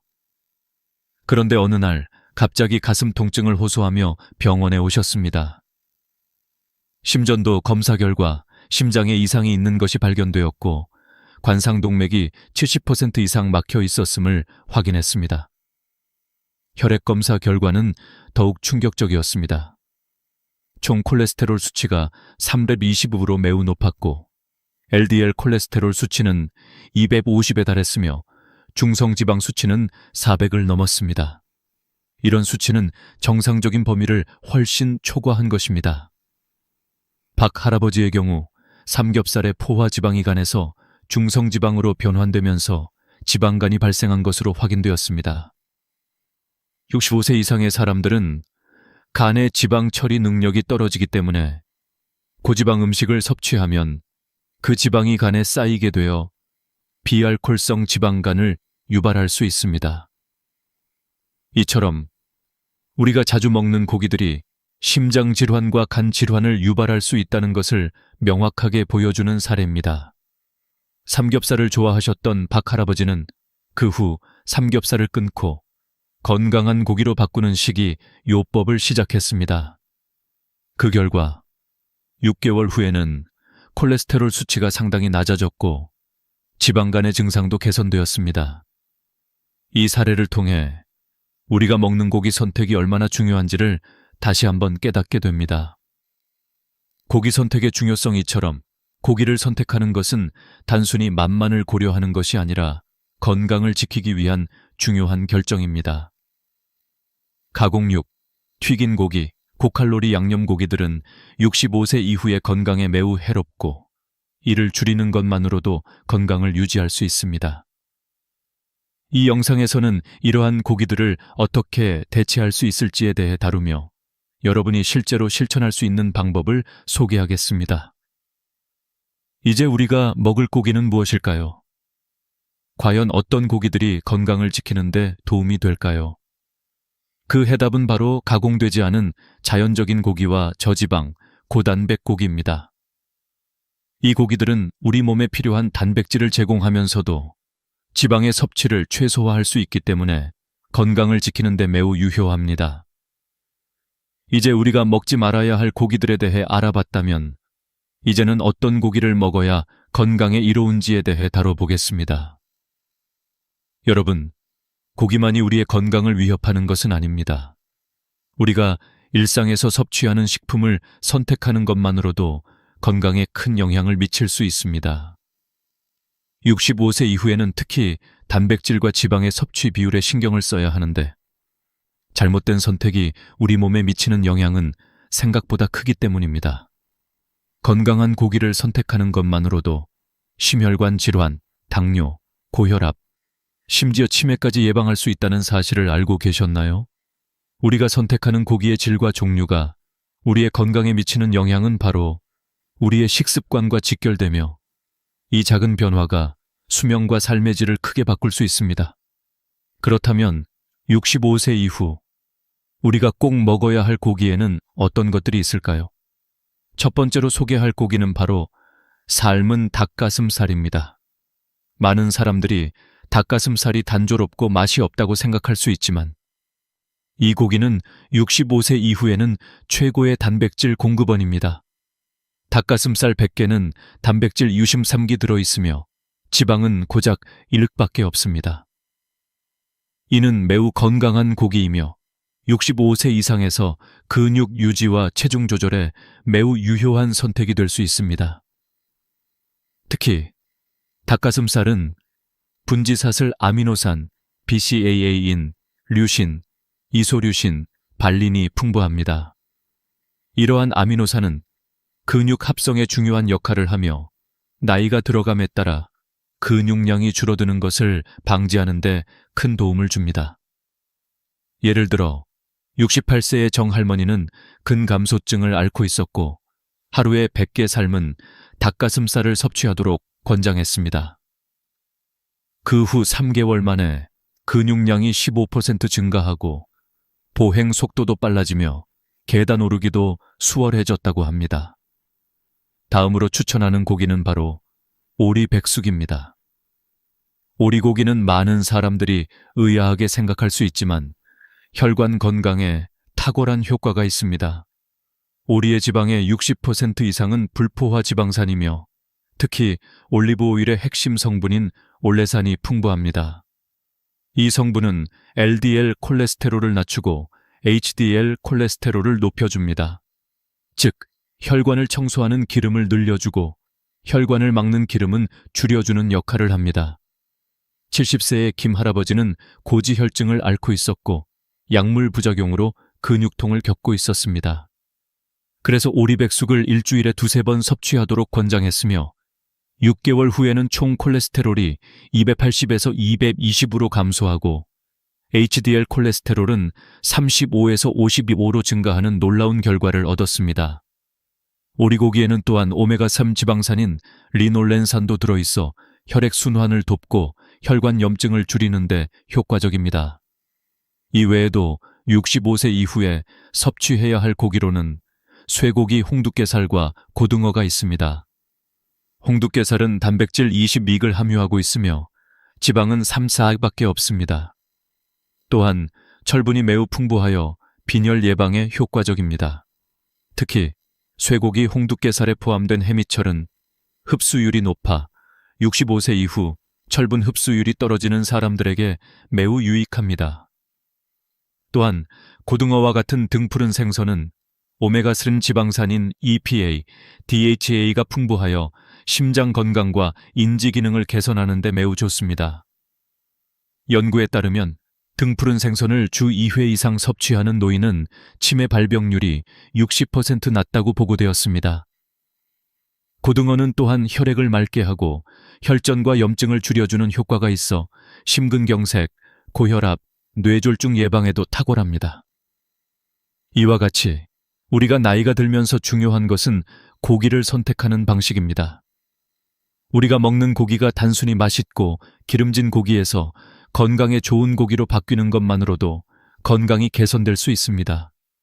이렇게 건강한 고기를 선택하고 올바르게 조리하는 것만으로도 65세 이후 여러분의 건강을 지킬 수 있다는 점을 기억하세요. 이제 고기 선택에 대해 이야기했으니 65세 이상의 사람들에게 더욱 유익한 식단 구성에 대해 다뤄보겠습니다. 고기는 중요한 단백질 공급원일 뿐만 아니라 우리가 나이가 들수록 반드시 필요한 영양소들을 공급해주기 때문에 매우 중요합니다. 하지만 고기뿐만 아니라 우리가 선택해야 할 다른 음식들도 있습니다. 그 음식들을 잘 섞어서 먹는 것이 노후 건강에 중요한 역할을 합니다. 먼저, 우리가 알아야 할 중요한 것은 단백질의 중요성입니다. 나이가 들면서 근육량이 줄어들고 체력도 점차 떨어집니다.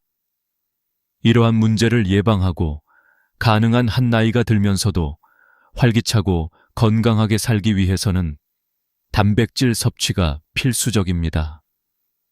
그런데 단백질을 제공하는 식품은 고기만 있는 것이 아니라 다양한 식품이 있습니다. 예를 들어 두부, 콩, 달걀, 우유 등도 훌륭한 단백질 공급원입니다. 이들은 고기보다 지방 함량이 낮고 식물성 단백질이 풍부해 장기적으로 건강에 도움이 됩니다. 고기 이외의 좋은 단백질 공급원 두부는 65세 이상의 사람들에게 매우 유익한 식품입니다. 두부는 식물성 단백질을 풍부하게 포함하고 있으며 불포화 지방산도 함유하고 있어 심장 건강을 유지하는 데 매우 중요합니다. 또한 두부는 칼슘과 철분을 함유하고 있어 뼈 건강을 지키는 데도 도움을 줍니다. 특히 골다공증을 예방하려면 칼슘이 매우 중요하므로 두부와 같은 식품을 섭취하는 것이 좋습니다. 또한 콩과 렌즈콩은 단백질뿐만 아니라 섬유질도 풍부하여 장 건강을 개선하고 콜레스테롤을 낮추는 데 효과적입니다. 특히 콩은 피토케미컬 성분이 많이 포함되어 있어 항산화 작용을 하여 세포 손상을 예방하고 노화 방지에도 도움을 줍니다. 콩국수나 콩두부와 같은 다양한 방법으로 콩을 섭취할 수 있으므로 이를 식단에 적극적으로 포함시키는 것이 좋습니다. 건강한 지방을 포함한 식사 단백질 외에도 건강한 지방의 섭취가 중요합니다. 지방은 우리 몸에 필요한 에너지를 제공하고 호르몬 균형을 유지하는 데 중요한 역할을 합니다.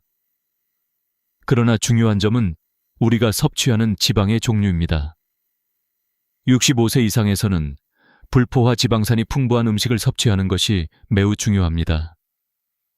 올리브 오일, 아보카도, 견과류 등은 불포화 지방을 많이 포함하고 있어 심혈관 건강을 지키는 데 매우 중요합니다.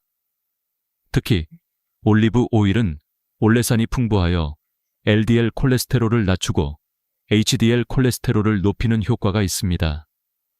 따라서 올리브 오일을 이용한 드레싱이나 아보카도를 샐러드에 넣는 등의 방식으로 건강한 지방을 섭취하는 것이 좋습니다. 채소와 과일의 중요성 나이가 들면서 특히 비타민과 미네랄의 섭취도 중요해집니다. 채소와 과일은 항산화제와 비타민이 풍부하여 노화 방지와 면역력을 높이는 데 큰 역할을 합니다. 65세 이상은 면역력이 약해지기 때문에 채소와 과일을 충분히 섭취해야 합니다. 시금치, 브로콜리, 당근과 같은 녹색 채소는 비타민 K, 엽산, 칼슘 등 중요한 영양소를 제공합니다. 특히 브로콜리는 항산화 성분이 풍부하여 세포 손상을 예방하고 암 예방에도 효과가 있다고 알려져 있습니다. 또한 당근은 비타민 A가 풍부하여 눈 건강을 지키고 피부를 보호하는 데 도움을 줍니다. 과일 중에서는 사과, 블루베리, 오렌지가 좋은 선택입니다. 블루베리는 항산화 물질이 풍부하여 인지 기능을 개선하고 치매 예방에 효과가 있습니다. 또한 오렌지는 비타민 C가 풍부하여 면역력을 강화하는 데 도움을 줍니다. 과일은 하루에 여러 가지 종류를 골고루 섭취하는 것이 좋습니다. 물 섭취와 나트륨 관리물은 우리의 생명에 필수적인 요소입니다. 특히 65세 이상에서는 수분 섭취가 부족해질 수 있기 때문에 물을 충분히 마시는 것이 중요합니다. 하루 2리터 이상의 물을 섭취하는 것이 좋으며 카페인 음료나 알코올은 몸에서 수분을 빼앗기 때문에 적당히 섭취해야 합니다. 또한 나트륨 섭취를 줄이는 것도 중요합니다. 나이가 들면서 신장 기능이 약해지기 때문에 나트륨을 너무 많이 섭취하면 고혈압이나 심장 질환의 위험이 커질 수 있습니다. 소금 대신 허브나 향신료를 사용하여 맛을 내는 방법을 추천드립니다. 이 모든 음식을 균형 있게 섭취하는 것이 노후 건강을 지키는 데 중요한 역할을 합니다. 고기 하나만 바꾸는 것으로 시작하는 작은 변화가 여러분의 건강을 크게 개선할 수 있음을 기억하세요. 이제 마지막으로 우리가 다룬 내용들을 종합적으로 정리하고 여러분이 실천할 수 있는 구체적인 방법을 제시하고자 합니다. 앞서 언급한 것처럼 65세 이상의 나이가 들수록 우리가 먹는 음식이 건강에 미치는 영향은 더욱 중요해집니다. 우리가 선택하는 고기, 그리고 다른 식품들이 우리의 몸에 어떻게 작용하는지 이해하는 것이 건강을 지키는 첫걸음입니다. 이제 우리는 어떤 음식을 선택하고 어떻게 바꿔야 하는지에 대한 명확한 가이드를 제공하려고 합니다. 건강한 식습관을 위한 첫걸음 첫 번째로 우리가 피해야 할 고기와 먹어야 할 고기를 명확히 구분하는 것이 중요합니다. 가공육, 베이컨, 소시지, 햄은 우리 건강에 매우 해롭습니다. 이러한 고기는 1급 발암물질로 분류되었으며 대장암, 심장병, 당뇨병 등 다양한 질병을 유발할 수 있습니다. 특히 나이가 들수록 소화 능력과 해독 능력이 떨어지기 때문에 이러한 고기들을 섭취하는 것은 더 큰 위험을 초래할 수 있습니다. 또한 튀긴 고기나 양념이 많이 들어간 고기, 돈가스, 양념갈비는 트랜스 지방과 고칼로리 설탕이 많아 혈액순환에 악영향을 미칩니다. 이는 심혈관 질환과 고혈압을 유발할 수 있으며 나이가 들면서 이러한 고지방 음식은 더욱 위험해집니다. 그렇다면 우리가 대신 섭취해야 할 고기는 무엇일까요? 첫 번째로 추천하는 고기는 바로 삶은 닭가슴살입니다. 닭가슴살은 저지방 고단백 식품으로 나이가 들면서 근육량 감소를 예방하고 체중을 관리하는 데 매우 유효합니다. 또한 오리백숙이나 쇠고기, 홍두깨살은 불포화 지방이 풍부하여 혈관 건강을 유지하는 데 도움을 줍니다. 고등어와 같은 등푸른 생선은 오메가3 지방산이 풍부하여 심장 건강과 인지 기능을 강화하는 데 효과적입니다. 실천 가능한 식이요법, 이제 여러분이 어떻게 식단을 바꿀 수 있을지 구체적인 방법을 알아보겠습니다. 가장 중요한 점은 작은 변화를 시작하는 것입니다. 예를 들어 아침에 베이컨 대신 삶은 닭가슴살을 넣어보세요. 매일 아침을 시작하는 식사를 더 건강하게 바꾸는 것만으로도 큰 차이를 만들 수 있습니다. 또한 돈가스 대신 구운 고등어를 섭취해보세요. 튀긴 음식을 구운 생선으로 대체하는 것만으로도 심혈관 건강을 지킬 수 있습니다. 또한 양념갈비 대신 소금구이를 시도해보세요. 달콤한 양념 대신 자연적인 조미료로만 간을 해도 맛있고 건강한 음식을 만들 수 있습니다. 삼겹살 대신 오리백숙을 섭취하는 것도 좋은 선택입니다. 고지방 음식을 피하고 불포화 지방이 풍부한 고기를 선택하는 것만으로도 건강을 개선할 수 있습니다. 식단을 바꾸는 것은 한 번에 이루어지는 일이 아닙니다. 하지만 꾸준히 작은 변화를 실천하는 것만으로도 여러분의 건강은 점차적으로 개선될 것입니다. 여러분이 처음에는 작은 변화에서 시작하더라도 그것이 쌓여 큰 변화를 만들어낸다는 점을 기억하세요. 나이 들면서 건강을 지키는 방법 65세 이상은 단순히 건강을 유지하는 것이 아니라 건강한 노후를 보내기 위해 필요한 식습관과 생활 습관을 갖추는 것이 중요합니다. 우리가 나이가 들어감에 따라 신체의 여러 기능이 변화하기 때문에 적절한 영양 섭취와 건강한 식습관을 유지하는 것이 중요합니다. 이렇게 식습관을 개선하는 것만으로도 고혈압, 당뇨병, 심장병, 암과 같은 만성 질환의 위험을 줄일 수 있습니다.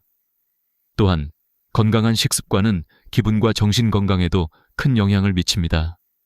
건강한 식단을 유지하면 정신적 안정과 행복감을 느낄 수 있으며 이러한 건강한 식습관은 치매 예방에도 도움을 줄 수 있습니다. 여러분이 하루하루 실천하는 작은 변화들이 수십 년 후에 여러분의 삶의 질을 크게 향상시킬 수 있습니다. 결론, 지금까지 이야기한 것처럼 65세 이후의 식습관은 우리의 건강과 직결됩니다. 고기를 선택할 때는 단순히 맛만을 고려하지 말고 건강에 좋은 고기를 선택하는 것이 중요합니다. 우리가 먹는 음식은 단순히 배를 채우는 것이 아니라 우리 몸을 유지하고 보호하는 중요한 요소입니다. 가공육, 튀긴 고기, 고칼로리 양념 고기를 피하고 삶은 닭가슴살, 오리백숙, 고등어와 같은 건강한 고기를 섭취함으로써 여러분의 건강을 유지하고 더 건강하고 행복한 노후를 보낼 수 있습니다. 이제 여러분의 냉장고를 점검하고 건강한 고기를 선택하여 작은 변화를 시작해 보세요. 여러분의 건강한 노후를 위해서 지금부터 실천해 나가면 미래에 더 건강하고 행복한 삶을 살 수 있습니다. 건강은 오늘의 선택에서부터 시작됩니다. 여러분이 내일 더 나은 삶을 위해 오늘 실천하는 그 한 걸음이 여러분의 미래를 바꿀 것입니다. 이 영상이 도움이 되셨다면 구독과 좋아요 버튼을 눌러주세요. 알림 설정을 해두시면 더 많은 건강 정보를 받아보실 수 있습니다. 건강한 식습관으로 여러분의 건강을 지키고 더 행복한 노후를 보내시기 바랍니다.